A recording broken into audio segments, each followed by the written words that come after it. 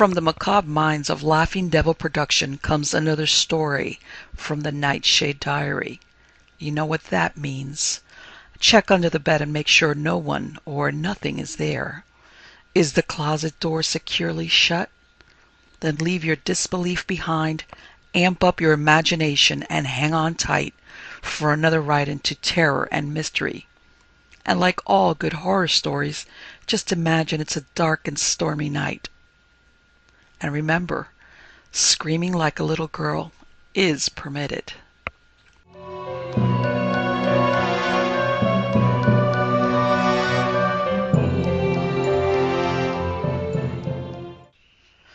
Born in the 7th year by Susan Urbanek, Linville. Mirica grasped the willow rungs in the ancient birthing stool. "Please let this baby live," she cried. Another contraction ripped through her body. Sweat burned her cracked lips. "It's time," said Rubra. The darkened room filled with a strong odor of rosemary and lemon balm as the herbs were dropped into a boiling pot. "You must push now. Push the child out." Mirica pressed her spine into the well-worn wood and dug her toes into the sod floor. Rubra's wrinkled hand moved along her swollen body, pressing against the muscles to relieve the pain.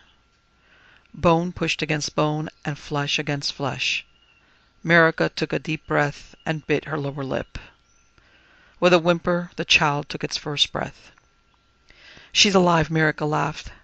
"Thank the Earth Mother." "One more push." Rubra brushed her graying red hair away from her face. "This is not finished yet." Mirica hardly heard the words. The child lived. Her first 2 daughters had been born blue and still.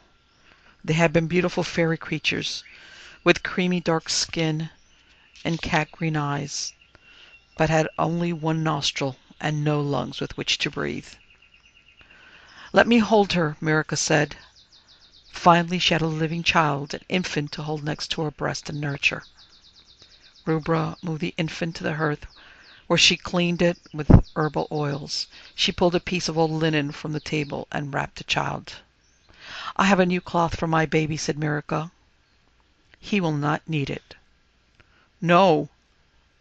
"I'm sorry." Rubra pushed open the wooden window, signaling the arrival of a male child.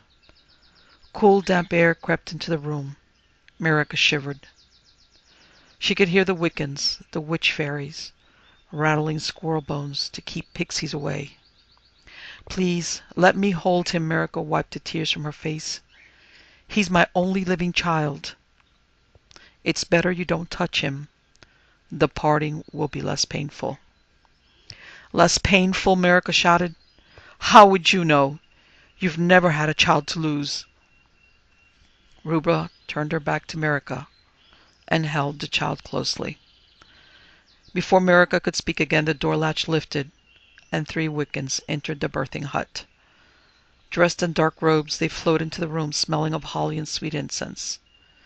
Each wore a long necklace of thorn and nightshade. Rubra handed the infant to the Wiccan elder, a short female with long white hair. "He's my child!" Mirica struggled to stand, but fell in a pool of blood and afterbirth.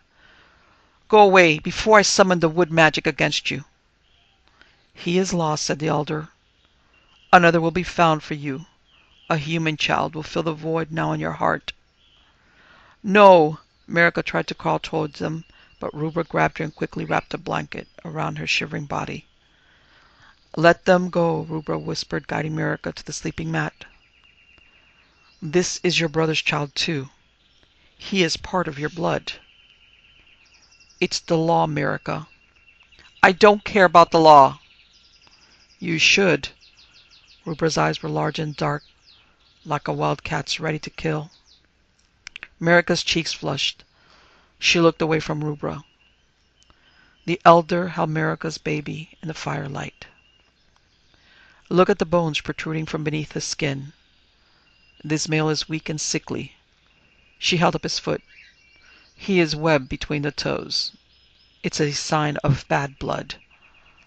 I will make potions to strengthen him. I will find a human to nurse him." "You know the law," said the elder. "This is the 7th year. All males born in the 7th year must be given over as changelings. We need the strength of human blood. You must know, after the death of your other children, that the blood runs bad. You can make an exception to the law. My grandfather was Tanakh, High Wizard of the Wood. His blood is in this child. There are no exceptions. The elder took the child and handed him to the other Wiccans. They wrapped him tightly in dark linen and protected him with a necklace of silver fairy bells. Miracle tried to stand again. She wanted to grab her son and run out into the darkness to hide in the protective arms of the forest. Rubra squeezed her arm. Be still. Don't question the Wiccan. One of the witches pulled a glass vial of elderberry extract from her cloak pocket. Merica knew the red liquid was to be part of the magic used to disguise her son. His new human parents would never know he was a fairy child. The Wiccan poured 2 drops into her palm and drew a pentagram with it on the child's forehead. Ashem Balak Sabin, she chanted in an ancient fairy tongue. Selim Balak Sabin. Stop! You'll not change my son with the fairy. By the gods of the forest realm, I named this child Cedrus, son of Merica and Talaman. Merica, don't do this, Ruba pleaded. Let him go. In the name of Ostira, I bring him in as a forest brother. The elder turned and lifted her wooden staff, as if to strike. Anger flashed in her amber eyes. Do you curse our race? In the name of Tamarak, I protect Cedrus within the Seelie court. Merica shouted her petition desperately. By naming the child, she proclaimed him to be a fairy and under the god's protection. The faerie would not work on him now. You are a fool, the elder hissed like a snake. A fool who thinks nothing of her child and the fae. We must still take him in accordance with the law. What? You have doomed your child. He must be given to the humans without benefit of the faerie. He will surely be left to die by them. The elder spat on the herb-covered floor.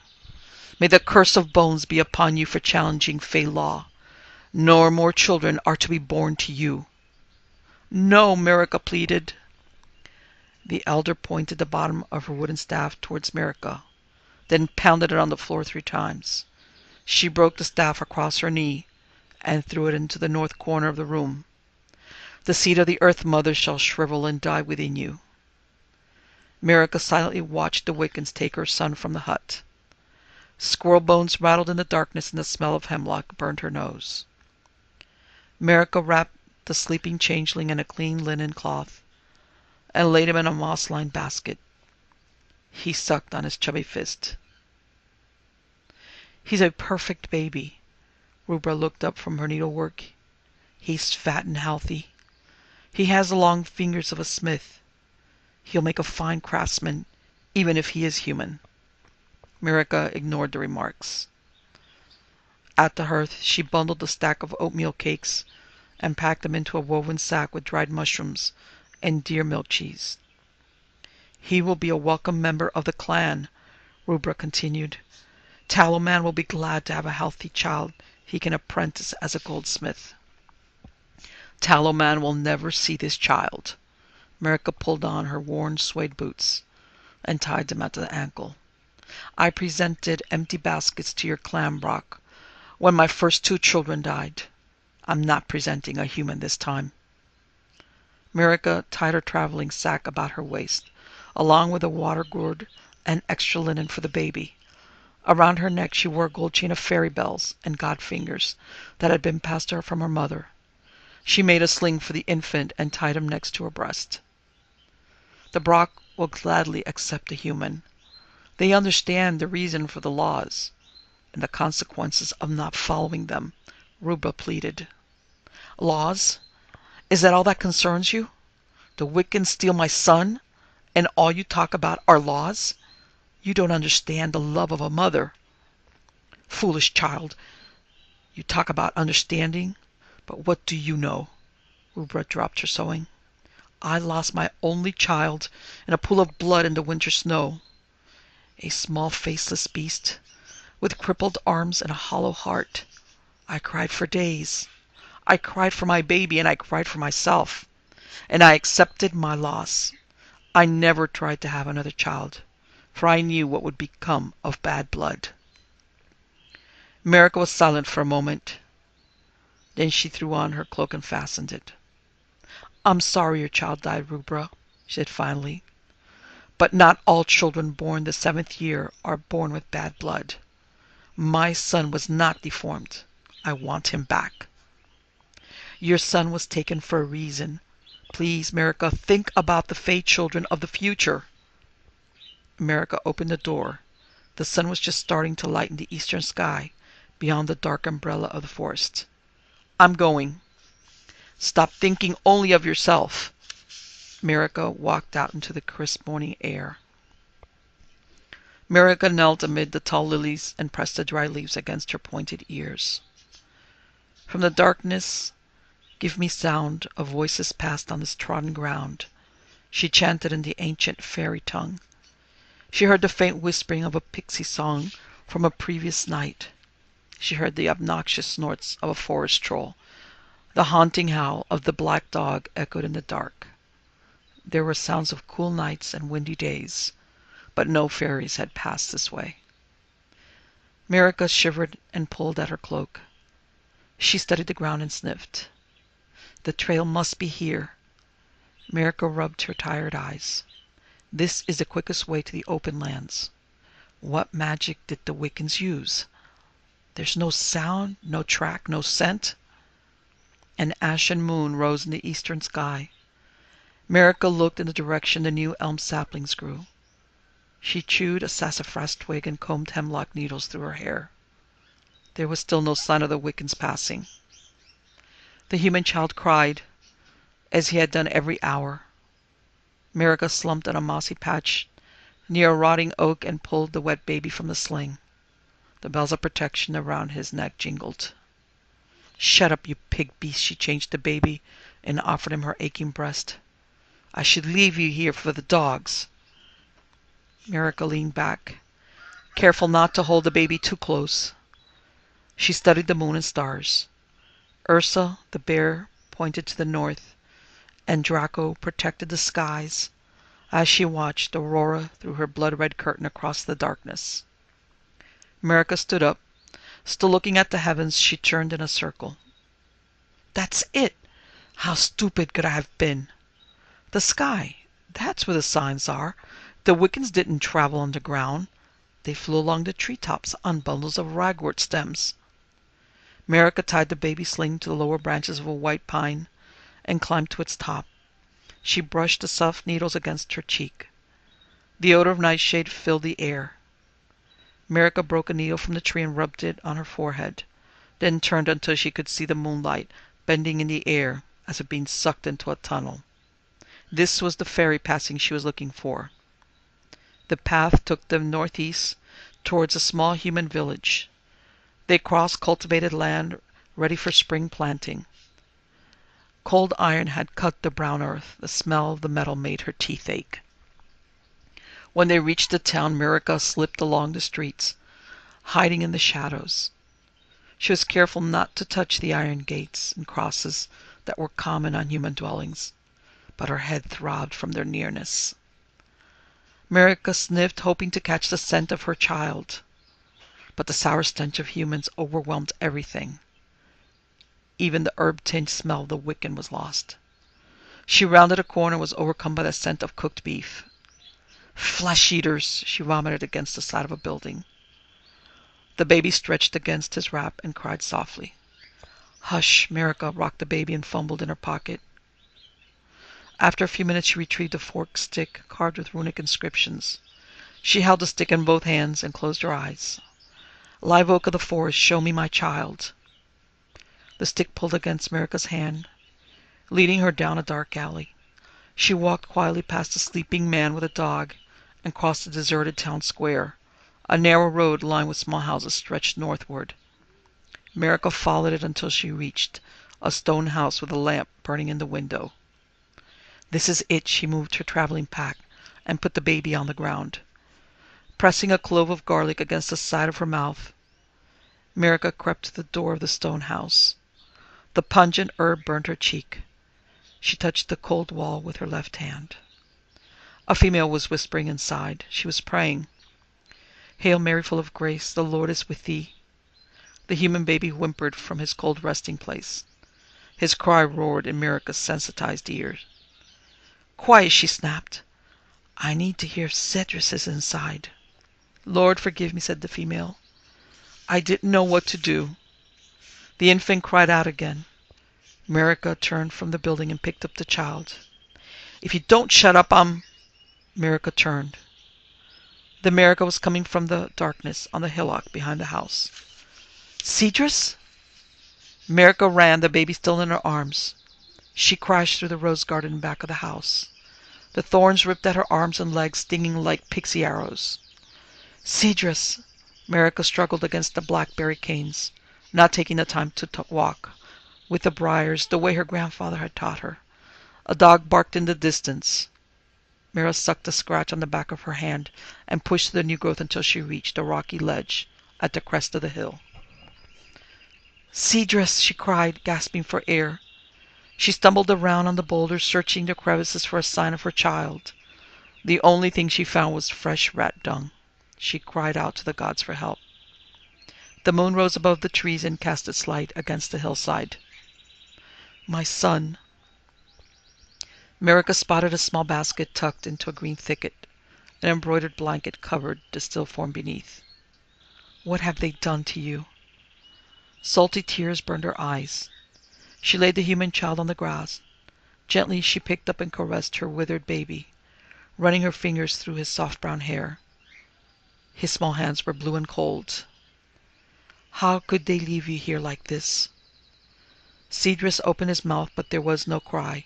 She pushed her breast against his dried lips. He would not eat. She smelled death. That same musky sweet odor she smelled in her grandmother's hut just before she had died. Please eat, Cedrus. A tear dripped from her cheek to his. Cedrus closed his dark brown eyes. No! Don't take him from me now. No! Wake up! She tried to blow life back into his lungs. You're the grandson of Tanarak, wizard of the wood. She grabbed some sassafras leaves and rubbed them on his forehead, then held him up towards the east. A cold wind blew. Miraca looked at the small limp form in her arms. She fell to her knees, howling a death scream in the language of the wolf. The human baby cried again. You shut up! You're never going home again. I'll leave you here for the wild dogs and the rats, the way they left Cedrus. A curse. I'll put a curse on you and your house. Miraca wrapped her dead son next to her breast and climbed down the hillside. She broke a branch from a hemlock and laid it at the back door of the stone house. They will pay for this. She cleared the ground and cut a pentagram in the soil with a forked oak stick. Gods of the forest and sky, gods of the water and earth, I, Miraca, daughter of... The cries of the human baby echoed in the distance. I, Miraca, daughter of Fae and all that is of the forest, call you. Hail Mary, full of grace, the Lord is with thee. The female prayed inside. Bring my revenge against this house. Bring death to our Father who art in heaven, the woman prayed. Miraca looked down. She touched her fingers to her dead son's head. What was she doing? Killing another child in revenge? Cursing a mother who lost a child? They left you to die, she whispered. Those flesh-eating beasts. The female inside was crying. Bring my revenge! Suddenly Miraca stopped. Was Ruber right? Was she being selfish, refusing to think of her son's welfare when she kept the Faerie from him? Had she caused her own son's death? She brushed the pentagram from the dirt and looked up at the wooden door of the house. Tears blurred her vision as she realized what she must do. Miraca carefully wrapped her scarf over her ears and hair to disguise her appearance. She knocked lightly on the door. Go away. I want no beggars here in the middle of the night. Please, Miraca whispered. Go away or I'll call my husband from his sleep. Your baby is in the basket. Miraca's voice caught. She paused. The woman opened the door. She stared wide-eyed and unspeaking a white handkerchief twisted between her fingers. Your baby lives. The word sprang from Miracle like a curse, rasping her throat raw. Tears fell quickly, but could take none of her rage with them. How could these humans leave Cedrus on the hillside to die? Beasts! Miracle wanted to scream, killer of helpless babies. The words would not come. Her throat was closed as tightly as her fist. Opening her cloak, Miracle exposed a still form of Cedrus. She knew she had cursed her own child in the name of mother's love. His death was not entirely the human's choice. She had kept the faerie from him. The female gasped and made the signs of the cross against evil. Miracle stopped the door till the woman tried to slam it in her face. She forced the woman to meet her eyes. They took my son from me, just as they took your son from you. She grabbed the woman's sleeping gown. You let my baby die, but the death of your son will not change the mistakes we have both made. I'm sorry, the woman stuttered. The human baby cried again. Miracle backed away into the darkness. She tarried at the edge of the alleyway only long enough to watch the female retrieve her child before making her way back to the forest.